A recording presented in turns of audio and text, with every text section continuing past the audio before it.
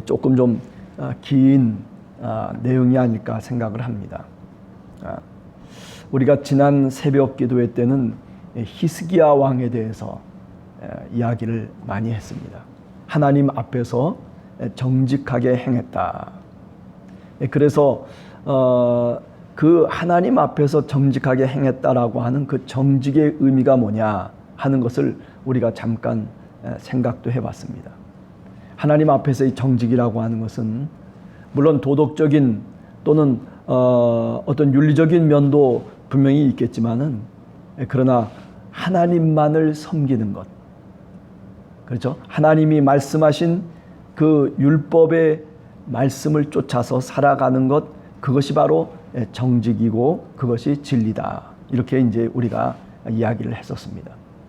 이제 히스기야 왕의 아들이 이제 므낫세인데, 므낫세가 12살에 왕위를 얻게 되고, 그리고 므낫세가 55년 동안 통치를 합니다. 북쪽의 가장 악한 왕, 이스라엘의 왕 가운데 아합 왕이라고 하는 왕이 있었어요. 그죠? 그래가지고 왕비 이세바를 통해 가지고 엘리야라든지 많은 선지자들을 괴롭히고, 그리고 각종의 우상들을 섬기면서 아주 악질적인 왕이 누구냐면 아합 왕이라고 얘기할 수 있거든요. 그런데 이 히스기야 왕 얼마나 하나님 앞에서 정직한 왕이었습니까?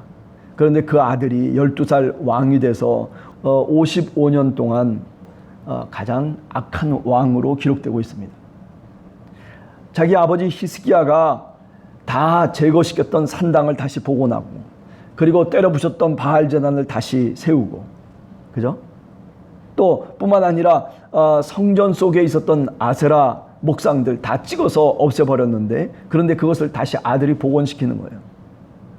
1월 성신을 섬기면서 하나님의 성전 그 들어가는 두 마당에 이런 우상들을 섬기는, 몰렉신을 숭배해서 불 속으로 아들을 뛰어들게 만들고 지나가게 만들고, 또 뿐만 아니라 점쟁이, 사술, 신접한 무당들 할 것 없이 다 말하자면 좋지 못한 것은 다 끌어와 가지고, 그래가지고 숭배케 한 아버지의 뜻을 쫓아서 그 길을 간 것이 아니라 아버지의 반하는 행동을 하면서, 그래서 유다를 통치해 나가는 참 형편없는 왕이다라고 생각을 합니다. 그러다 보니까 왕이 이 모양이니까 온 이스라엘 백성들이, 온 유다 백성들이 하나님을 떠나게 되는 거죠. 그래서 21장에 우리가 이렇게 읽어보면 가장 악한 남유다의 왕이다. 또 더 나아가서 무죄한 자의 피를 정말 가득하게 흘렸던 왕이 바로 이 므낫세입니다. 그렇게 훌륭한 아버지를 두고 있었음에도 불구하고 이 아들이 오히려 반대로 더 가장 악한 왕으로 유다 나라를 통치하게 됩니다. 그리고 난 다음에 이제 그의 아들 아몬이 2년 동안 유다 나라를 이제 다스리게 되는데, 결국 부하의 반역으로 살해를 당하고, 그리고 그 다음에 이제 오늘 우리가 읽은 요시야 왕이 왕위에 오르게 됩니다. 어린 나이 8세로 왕위에 올랐어요. 그러나 이 요시야 왕의 행적은 그야말로 어떤 왕보다도 정말 가장 하나님의 마음에 합한 왕이었다라고 평가를 하고 있습니다.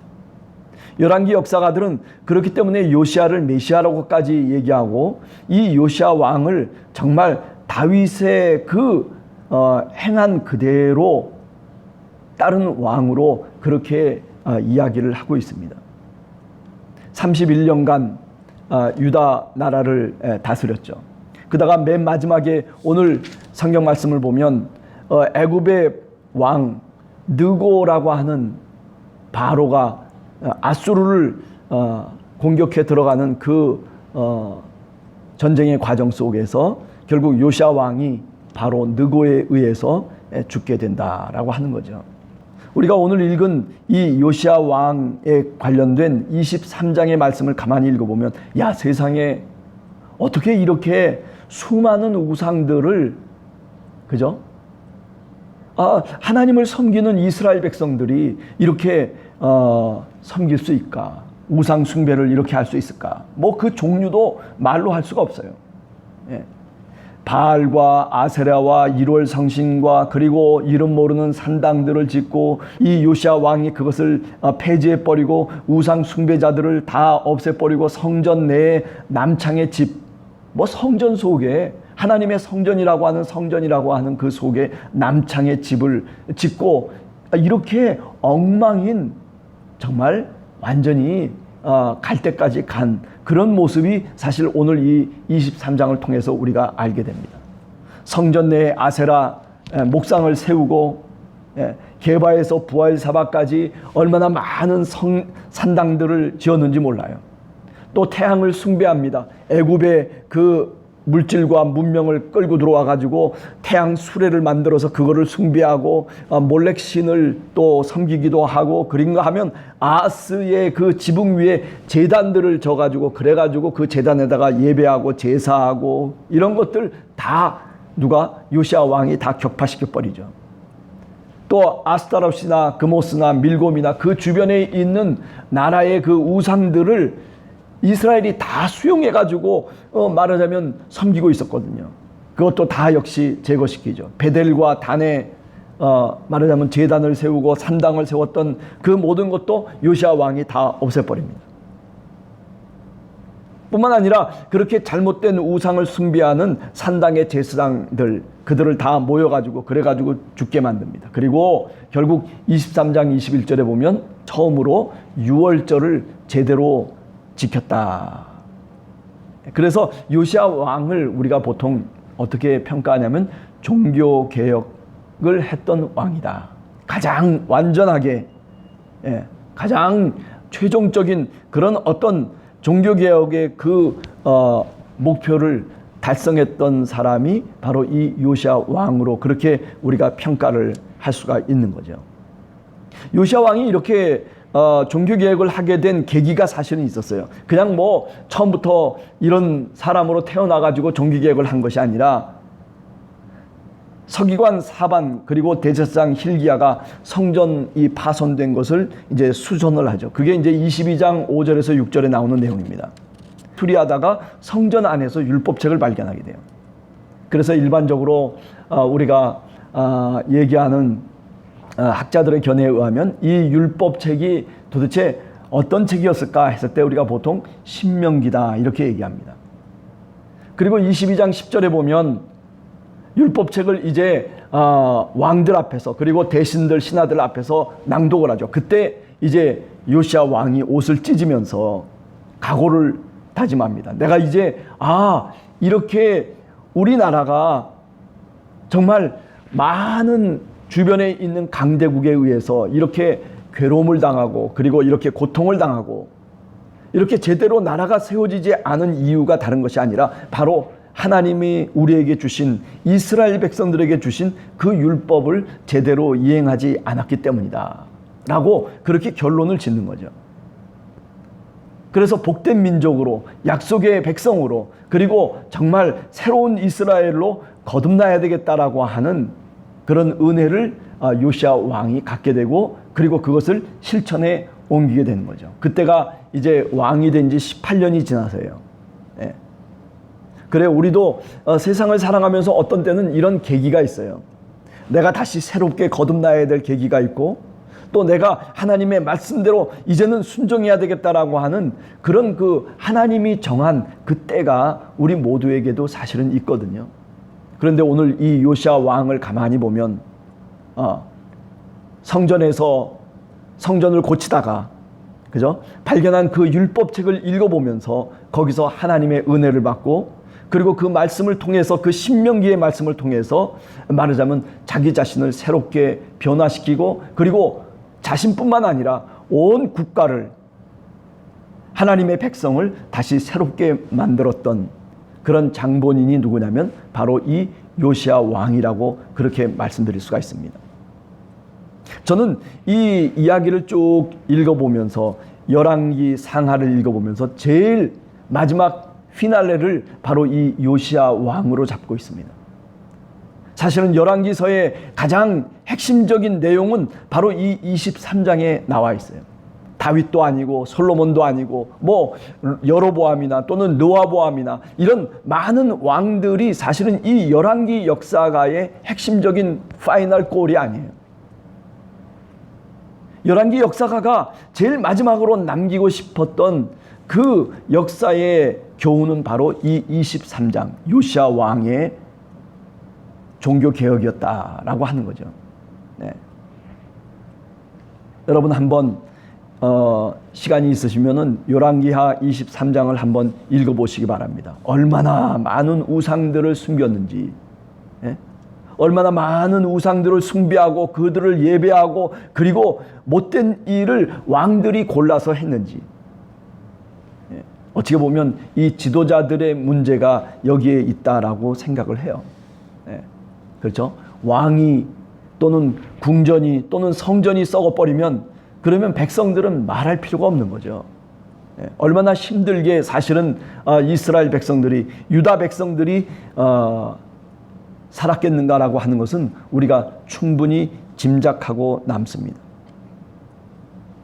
그러나 유월절을 다시 복원하고 그리고 정말 마음과 뜻과 정성을 다해서 하나님의 계명과 법도와 율례를 지키겠다라고 하는 이 신명기 6장의 말씀 대로 이야기를 하고 있는 거죠. 누가? 요시야 왕이. 예. 여러분 그렇습니다. 이렇게 요시야 왕은 성전 수리를 하면서 발견한 그 율법책을 통해서 그것을 읽고 그 읽은 것을 들음으로 인해서 결국 자기 자신을 다 새롭게 만들었어요. 국가를 만들고 그리고 모든 백성을 새롭게 했습니다. 모든 우상을 타파하고 그리고 잘못된 모든 종교적인 관습들을 다 말하자면 회파시켰다라고 얘기할 수 있는 거죠. 예. 우리들도 어떤 때는 종종 좀 전에 말씀드린 것처럼 우리가 변화돼야 될 그런 시점에서 하나님이 우리에게 사인을 줄 때가 있어요. 예. 너 이대로 가면 안 돼. 너 빨리 변화돼야 돼. 너 그렇지 않으면 나라가 망하고 그렇지 않으면 너 이렇게 될 거야 라고 하는 그런 사인을 하나님이 우리에게 주실 때가 있어요. 그럴 때 우리가 그것을 빨리 눈치를 채야 돼요. 그럴 때 하나님의 말씀을 통해서 우리가 깨어있는 사람은 지금 하나님이 나에게 이런 사인을 주고 있구나. 이것이 좋은 사인인지 나쁜 사인인지 이런 것들을 우리가 금방 인식할 수 있게 된다라고 하는 거죠.